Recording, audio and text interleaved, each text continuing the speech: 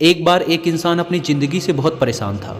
वह हर समय अपने आप को कोसता रहता था कि क्या ज़िंदगी मिली है मुझे, क्या जीवन है। हर परेशानी मेरे साथ ही है, हर दुख मुझे ही आकर घेरता है, हर झंझट मेरे ही सर पड़ती है। एक दिन इसी तरह अपने आप को बैठा हुआ कोस रहा था कि क्या नसीब है मेरा, क्या किस्मत है मेरी, क्या ज़िंदगी है मेरी, कि तभी अचानक एक बाज अपने शिकार को पंजों में दबाए हुए एक पेड़ पर आकर बैठ जाता है और वहीं पर अपने उस शिकार को खाने लग जाता है।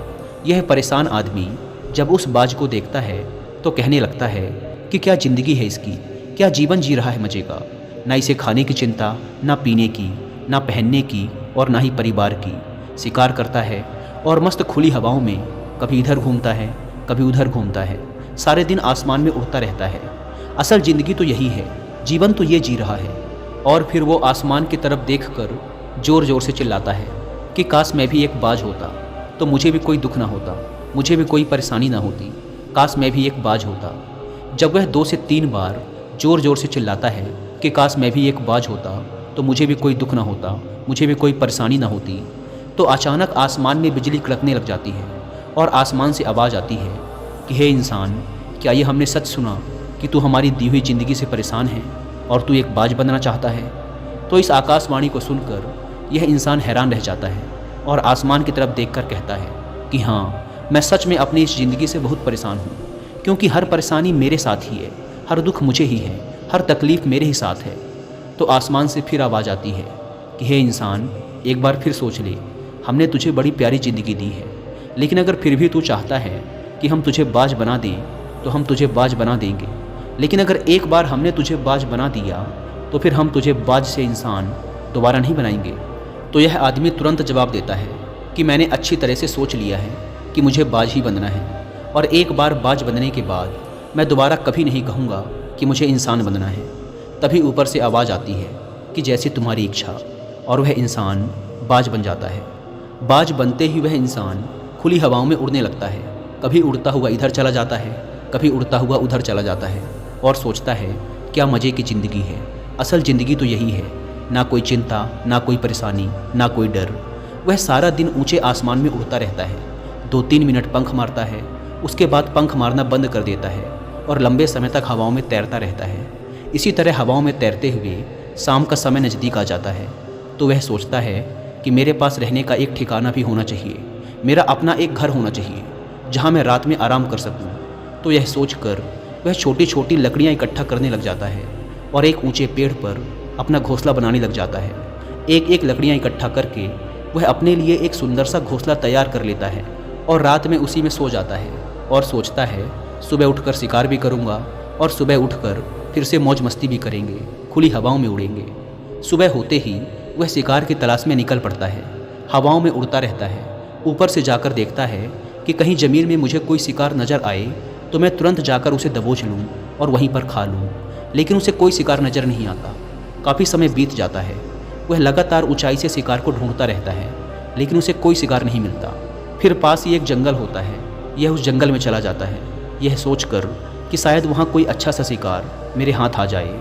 यह जंगल के ऊपर उड़कर शिकार को ढूंढता रहता है, जंगल के अंदर जाकर भी शिकार को ढूंढता है, लेकिन इसे वहाँ भी कोई शिकार नहीं मिलता।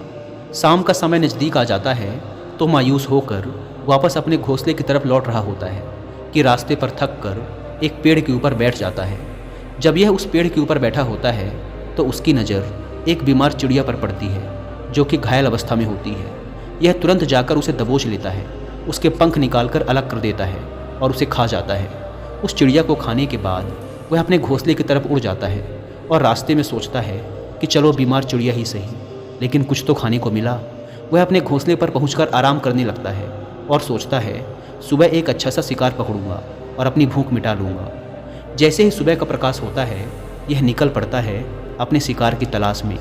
हवा में उड़ता रहता है, लेकिन आज फिर कोई शिकार इसके हाथ नहीं आता।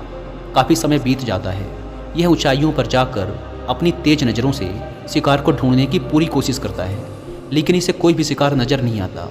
फिर यह पास के उस जंगल की तरफ चला जाता है, लेकिन इसे वहाँ भी कोई शिकार नहीं मिलता। इसी प्रकार पूरे दिन उड़ते उड़ते शाम का समय नज़दीक आ जाता है तो यह निराश होकर वापस लौटने लगता है और रास्ते में एक पेड़ पर आकर बैठ जाता है। सोचता है शायद आज फिर कोई बीमार चिड़िया मेरा इंतज़ार कर रही हो। लेकिन हर बार किस्मत मेहरबान थोड़ी होती है। आज इसे कोई बीमार चिड़िया नहीं मिलती। यह थक हार कर वापस अपने घोंसले की तरफ चल पड़ता है और घोंसले पर पहुंचकर भूखा प्यासा ही सो जाता है और सोचता है, कल सुबह एक बड़ा सा शिकार पकड़ूंगा और आज की भूख भी मिटा लूँगा। रात को अपने घोंसले में सोया होता है, गहरी नींद में होता है कि तभी एक भयानक तूफान आता है।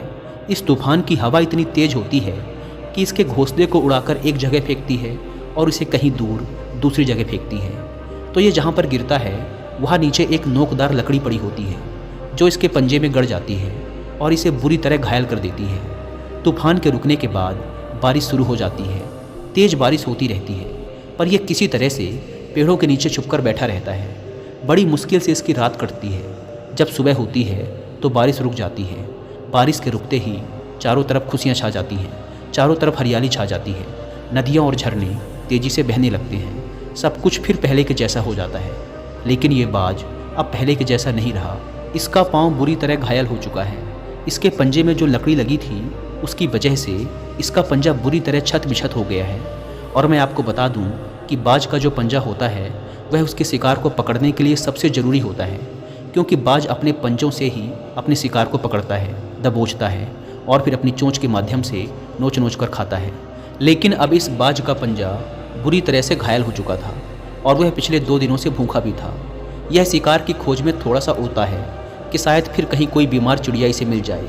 लेकिन कहाँ बार बार कोई बीमार चिड़िया मिलने वाली थी। वह कुछ देर तक उड़ता है लेकिन फिर भूख और दर्द के मारे थक कर एक पेड़ पर आकर बैठ जाता है। वह पेड़ पर आकर बैठ तो जाता है लेकिन उसे पता नहीं था कि यहाँ एक और मुसीबत उसका इंतज़ार कर रही है। और वह मुसीबत यह थी कि 8-10 कौवों का एक झुंड मिलकर इसे परेशान करने लग जाते हैं। इसके ऊपर आकर इसके घाव में चोंच मारने लग जाते हैं। उन्हें भी पता चल जाता है कि यह बाज घायल है और भूख की वजह से कमज़ोर भी है।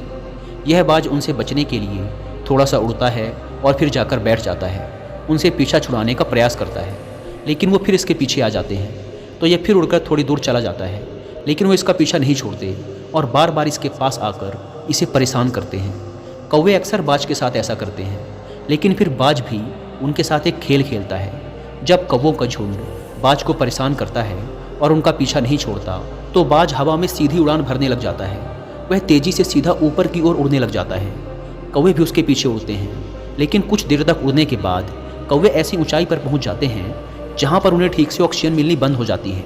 उनका दम घुटने लग जाता है, उनकी सांस रुकने लग जाती है। तो फिर वो वहाँ से ऊपर नहीं जा पाते। पर क्योंकि बाज तो बादलों से भी ऊपर उड़ सकता है इसीलिए वो तो ऊपर चला जाता है लेकिन कौवे वहाँ से ऊपर नहीं जा पाते और वो नीचे आने लगते हैं। तो इस तरीके से बाज उनसे अपना पीछा छुड़ा लेता है।